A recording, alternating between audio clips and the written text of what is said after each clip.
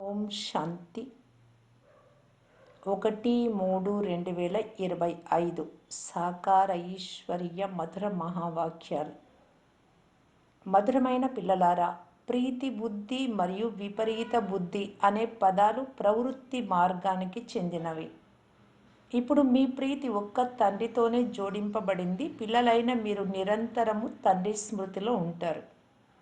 ప్రశ్న: స్మృతి యాత్రకు మరో పేరు ఏది పెట్టవచ్చు? జవాబు: స్మృతి యాత్ర ప్రియమైన యాత్ర. విపరీత బుద్ధి కలవారి నుండి నామరూపాలలో చిక్కుకొని దుర్వాసన వస్తుంది. వారి బుద్ధి తమో ప్రధానమైపోతుంది. ఎవరి ప్రీతి ఒక్క తండ్రితో ఉంటుందో వారు జ్ఞాన దానం చేస్తూ ఉంటారు. ఏ దేహదారి పైన వారికి ప్రేమ ప్రీతి ఉండవు. పాట: ఈ సమయము దాటిపోతూ ఉంది. ఓం శాంతి. తండ్రి పిల్లలకు అర్థం చేయిస్తూ ఉన్నారు. దీనిని స్మృతి యాత్ర అని కూడా అనవచ్చు, ప్రియమైన యాత్ర అని కూడా అనవచ్చు. మనుషులు ఆ భౌతిక యాత్రలకు వెళ్తూ ఉంటారు. వారి రచనను చూసేందుకు యాత్రలకు వెళ్తారు. రకరకాల రచనలు ఉన్నాయి కదా. రచయితను గురించి అయితే ఎవ్వరికీ తెలియదు. ఇప్పుడు మీకు రచయిత అయిన తండ్రిని గురించి తెలుసు. ఆ తండ్రి స్మృతిలో మీరు ఎప్పుడూ ఆగిపోరాదు. మీకు స్మృతి యాత్ర లభించింది. దీనిని స్మృతి యాత్ర లేక ప్రియమైన యాత్ర అని అంటారు. ఎవరికైతే ఎక్కువ ప్రీతి ఉంటుందో వారు యాత్ర కూడా చాలా బాగా చేస్తారు. ఎంత ప్రీతిగా యాత్ర చేస్తారో అంత పవిత్రంగా కూడా అవుతూ ఉంటారు. శివ భగవాను వాచ కదా, వినాశకాలంలో విపరీత బుద్ధి మరియు వినాశకాలంలో ప్రీతి బుద్ధి. ఇది వినాశకాలమని పిల్లలైనా మీకు తెలుసు. అప్పటి గీత అధ్యాయం ఇప్పుడు నడుస్తోంది. కృష్ణ గీతకు, త్రిమూర్తి శివుడి గీతకు గల తేడా కూడా బాబా తెలిపించారు. ఇప్పుడు గీతా భగవానుడు ఎవరు? పరమపిత అయిన శివ భగవాను వాచ. కేవలము శివ అనే అక్షరం వ్రాయరాదు, ఎందుకంటే శివ అనే పేరు చాలా మందికి ఉంటుంది. అందువలన పరమపిత పరమాత్మని వ్రాయాలి. వారు సుప్రీం అని అర్థమవుతుంది. స్వయాన్ని ఎవ్వరూ పరమపిత అని చెప్పుకోలేరు. సన్యాసులు శివోహం అని అంటారు. వారు తండ్రిని స్మృతి కూడా చేయలేరు. తండ్రి అంటేనే వారికి తెలియదు. వారికి తండ్రిపై ప్రీతి లేనే లేదు. ప్రీతి మరియు విపరీతము ఇవి ప్రవృత్తి మార్గం వారి కొరకే. కొంతమంది పిల్లలకు తండ్రిపై ప్రీతి బుద్ధి ఉంటుంది, కొంతమందికి విపరీత బుద్ధి కూడా ఉంటుంది. మీలో కూడా అలాగే ఉన్నారు. తండ్రి సేవలో తత్పరులై ఉన్న వారికి తండ్రిపై ప్రేమ ఉంటుంది. తండ్రి తప్ప ఇతరులెవ్వరిపై ప్రీతి ఉండదు. బాబా, మేము మీ సహాయకారులము అని శివబాబాకే చెప్తారు. ఇందులో బ్రహ్మ మాటే లేదు. శివబాబాతో ఏ ఆత్మలకు ప్రీతి ఉంటుందో వారు తప్పకుండా సహయోగులుగా ఉంటారు. శివబాబా జతలో వారు సేవ చేస్తూ ఉంటారు. ప్రీతి లేకుంటే విపరీతం అవుతారు. విపరీత బుద్ధి కలవారు నశిస్తారు. తండ్రిపై ఎవరికైతే ప్రీతి ఉంటుందో వారు సహయోగులుగా కూడా అవుతారు. ఎంత ప్రీతి ఉంటుందో సేవలో అంత సహయోగులుగా అవుతారు. స్మృతి చేయకుంటే ప్రీతి ఉండదు. వారికి దేహదారులతో ప్రీతి ఏర్పడుతుంది. మనుషులు తమ గుర్తుగా మనుషులకు కానుకలు ఇస్తూ ఉంటారు. దాని వలన ఇచ్చినటువంటి వారు తప్పకుండా గుర్తుకొస్తారు. ఇప్పుడు పిల్లలైన మీకు తండ్రి అవినాశి జ్ఞాన రత్నాలను బహుమతిగా ఇస్తున్నారు. దీని ద్వారా మీరు రాజ్య పదవిని ప్రాప్తి చేసుకుంటారు. అవినాశి జ్ఞాన రత్నాలను దానం చేస్తే వారు ప్రీతి బుద్ధి కలవారు. బాబా అందరి కళ్యాణం చేసేందుకు వచ్చారు అని వారికి తెలుసు. మనం కూడా సహయోగులుగా అవ్వాలి. ఇటువంటి ప్రీతి బుద్ధి కలవారు తప్పకుండా విజయం పొందుతారు. ఎవరైతే స్మృతి చెయ్యరో వారు ప్రీతి బుద్ధి కలవారిగా ఉండరు. తండ్రిపై ప్రీతి ఉంటే స్మృతి చేస్తారు కనుక వారి వికర్మలు వినాశనం అవుతాయి. అంతేకాక ఇతరులకు కూడా కళ్యాణకరమైన దారి తెలుపుతారు. బ్రాహ్మణ పిల్లలైన మీరు కూడా ప్రీతి మరియు విపరీతాలపై ఆధారపడి ఉంటారు. తండ్రిని ఎక్కువగా స్మృతి చేయువారు అనగా తండ్రిపై ప్రీతి కలవారు. నన్ను నిరంతరము స్మృతి చేసి నాకు సహాయకారులుగా అవ్వండి అని తండ్రి చెప్తున్నారు. రచనకు రచయిత అయిన ఒక్క తండ్రి మాత్రమే స్మృతి ఉండాలి. ఏ ఇతర రచనను స్మృతి చేయరాదు. ప్రపంచంలోని వారికి రచయిత అంటే అది కూడా రచననే కదా. రచయిత అయితే అందరికీ ఒక్కరే. ఈ కంటితో చూసేదంతా రచనే. కంటికి కనిపించని వారు రచయిత అయిన తండ్రి. బ్రహ్మ విష్ణు శంకరుల చిత్రాలు కూడా ఉన్నాయి. వారు కూడా బాబా యొక్క రచనయే. బాబా తయారు చేయించమని ఏది చెప్పారో ఆ చిత్రాల పైభాగంలో పరమపిత పరమాత్మ త్రిమూర్తి శివ భగవాను వాచని వ్రాయాలి. స్వయాన్ని భగవానుడు అని చెప్పుకున్నా నేను పరమపిత అని మాత్రం చెప్పుకోలేరు. మీ బుద్ధి యోగము శివబాబాతో ఉంది, శరీరంతో కాదు. తండ్రి అర్థం చేయిస్తున్నారు. స్వయాన్ని అశరీరి ఆత్మగా భావించి తండ్రినైనా నన్ను స్మృతి చెయ్యండి. ప్రీతి బుద్ధి విపరీత బుద్ధి మొత్తం సేవ పైననే ఆధారపడి ఉంది. మంచి ప్రీతి ఉంటే తండ్రి సేవ కూడా బాగా చేస్తారు. వారిని ప్రీతి బుద్ధి కలవారు అంటారు. అప్పుడు విజయంతి అని అంటారు. తండ్రిపై ప్రీతి లేకుంటే సేవ కూడా వారి ద్వారా జరగదు. వారి పదవి కూడా తగ్గిపోతుంది. తక్కువ పదవి తీసుకున్న వారిని ఉన్నత పదవి నుండి వినశ్వంతి అని అంటారు. వాస్తవానికి అందరి వినాశనం జరగనే జరుగుతుంది. కానీ ఇది ముఖ్యంగా ప్రియము అప్రియం అంటే ప్రీతి విపరీతాల విషయం. రచయిత అయిన తండ్రి ఒక్కరే. వారిని శివ పరమాత్మ ఆయన మహా అని అంటారు. శివ జయంతి కూడా జరుపుతారు. శంకర జయంతి అని ఎప్పుడూ వినలేదు. ప్రజాపిత బ్రహ్మ పేరు కూడా ప్రసిద్ధంగా ఉంది. విష్ణు జయంతి కూడా జరుపుకోరు. కృష్ణ జయంతి జరుపుకుంటారు. కృష్ణుడు విష్ణువుకు గల వ్యత్యాసం ఏదో ఎవ్వరికీ తెలియదు. మానవులది వినాశకాలంలో విపరీత బుద్ధి. మీలో కూడా ప్రీతి బుద్ధి కలవారు విపరీత బుద్ధి కలవారు ఉన్నారు కదా. మీరు చేసే ఈ ఆత్మిక వ్యాపారం చాలా మంచిది. ఉదయము సాయంకాలము ఈ సేవలో లగ్నం అవ్వండి. సాయంకాలం 6 నుండి 7 వరకు మంచిదని అంటారు. సత్సంగాలు మొదలైనవి కూడా సాయంకాలము ఉదయము జరుగుతూ ఉంటాయి. రాత్రిళ్ళైతే వాయుమండలం చెడిపోతుంది. రాత్రిపూట ఆత్మలు స్వయం శాంతిలోకి వెళ్ళిపోతాయి. ధరణి నిద్ర అని అంటారు. మళ్ళీ ఉదయమే మేల్కొంటారు. ఓ మనస్స ఉదయమే రాముణ్ణి స్మరించుము అని కూడా అంటారు. ఇప్పుడు తండ్రి పిల్లలకు అర్థం చేయిస్తూ ఉన్నారు. తండ్రినైనా నన్ను స్మృతి చెయ్యండి. శివబాబా ఈ శరీరంలో ప్రవేశించినప్పుడు నన్ను స్మృతి చేస్తే మీ వికర్మలు వినాశనం అవుతాయని చెప్తారు.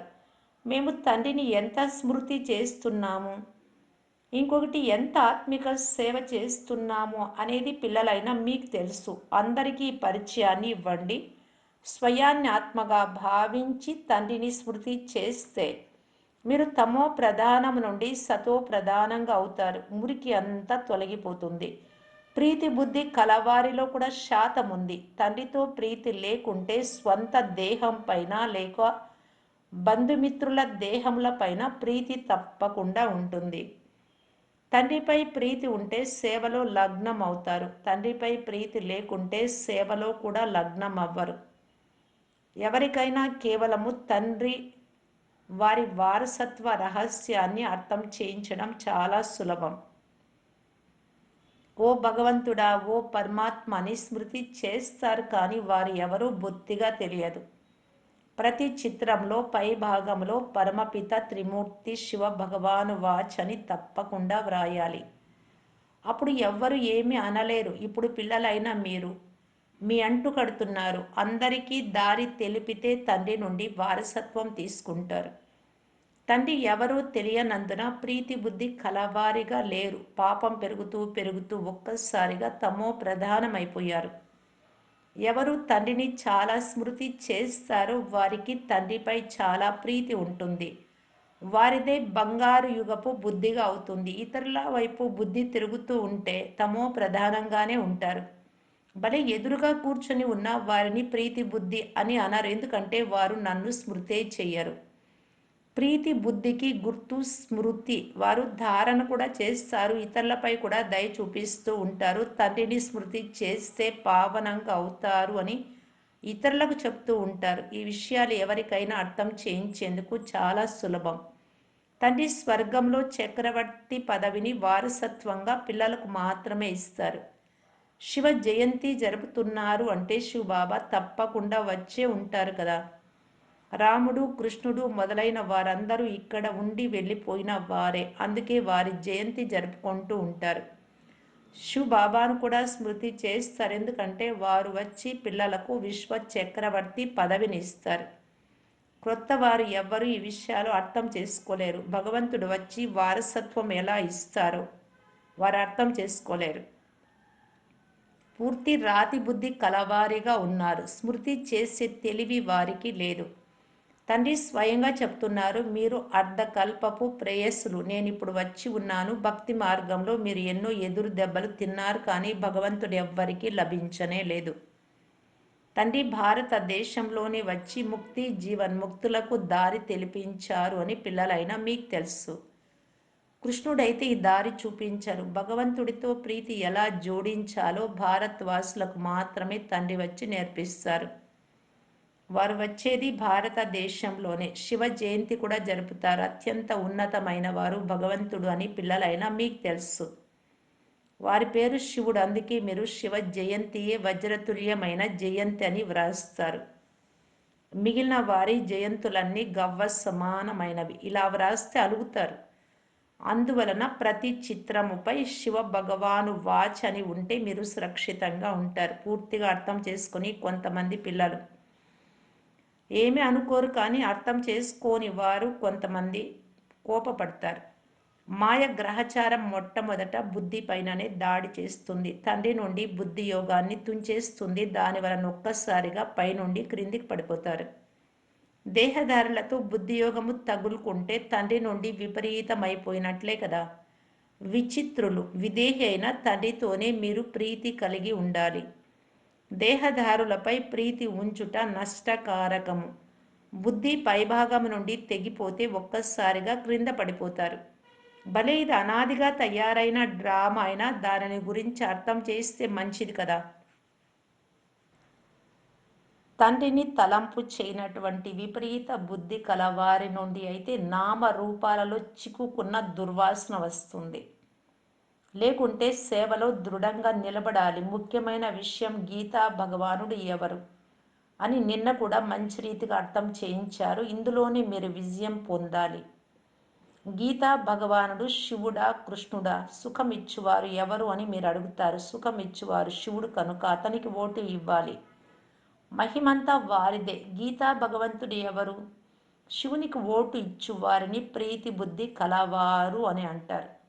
ఇది చాలా గొప్ప ఎలక్షన్. రోజంతా విచార సాగరం మతనం చేయువారికి ఇటువంటి యుక్తులు బుద్ధికి తడతాయి. చాలామంది పిల్లలు నడుస్తూ నడుస్తూ అలుగుతారు. ఇప్పుడు చూస్తే ప్రియంగా ఉంటారు, మరి కొంతసేపటికి ప్రీతి తొలగిపోతుంది, అలిగిపోతారు. ఏదో ఒక మాట వలన కోపపడితే ఎప్పుడూ స్మృతి కూడా చేయరు, లెటర్ కూడా వ్రాయరు, అనగా వారికి ప్రీతి బుద్ధి లేనట్లు అవుతుంది. కనుక బాబా కూడా వారికి 6-8 మాసాలు లెటర్ వ్రాయరు. బాబా మృత్యువులకు మృత్యువు కదా. అంతేకాదు ధర్మరాజు కూడా జతలో ఉన్నారు. తండ్రిని స్మృతి చేయు తీరికే లేకుంటే పదవినేం పొందుకుంటారు? పదభ్రష్టులవుతారు. ప్రారంభంలో పిల్లలకు బాబా చాలా యుక్తిగా పదవులు తెలిపేవారు. ఇప్పుడు అలాంటి వారు కూడా లేనే లేరు. ఇప్పుడు మాల తయారవుతోంది. మళ్ళీ సేవ చేయు వారిని బాబా మహిమ చేస్తారు. చక్రవర్తిగా అయ్యేవారు తమ తోటి వారు కూడా అలా తయారవ్వాలి అని అంటారు. వారు కూడా మా మాదిరే రాజ్య పాలన చేయాలని భావిస్తారు. రాజును అన్నదాత, మాతాపిత అని అంటారు. ఇప్పుడు మన మాత జగదంబ, వారి ద్వారా మీకు అపారమైన సుఖం లభిస్తుంది. మీరు పురుషార్థం ద్వారా ఉన్నత పదవి పొందాలి. పోను పోను ఎవరెవరు ఏ పదవి పొందుతారో పిల్లలైనా మీకు అందరికీ తెలుస్తూ ఉంటుంది. సేవ చేస్తే తండ్రి కూడా వారిని స్మృతి చేస్తారు. సర్వీసే చేయకుంటే తండ్రి ఎందుకు స్మృతి చేస్తారు? ప్రీతి బుద్ధి కలవారిని తండ్రి స్మృతి చేస్తారు. బాబా ఇది కూడా అర్థం చేయించారు. ఎవరైనా ఇచ్చిన వస్తువును ధరిస్తే వారే తప్పకుండా గుర్తుకొస్తారు. బాబా భండారం నుండి తీసుకుంటే శివ్ బాబాయే గుర్తుకొస్తారు. బాబా తన అనుభవాన్ని స్వయంగా తెలుపుతారు. తప్పకుండా గుర్తుకొస్తారు అని బ్రహ్మబాబా చెప్తున్నారు. అందువలన ఇతరులు ఇచ్చిన ఏ వస్తువును కూడా ఉంచుకోరాదు. మంచిది. మధురాతి మధురమైన అపురూపమైన పిల్లలకు మాతాపిత బాప్ దాదాల ప్రియ స్మృతులు మరియు గుడ్ మార్నింగ్. ఆత్మిక పిల్లలకు ఆత్మిక తండ్రి నమస్తే. ధారణ కొరకు ముఖ్య సారం. ఫస్ట్ పాయింట్, ఒకే ఒక విదేహీ విచిత్రమైన తండ్రి పైననే హృదయపూర్వక సత్యమైన ప్రీతిని ఉంచుకోవాలి.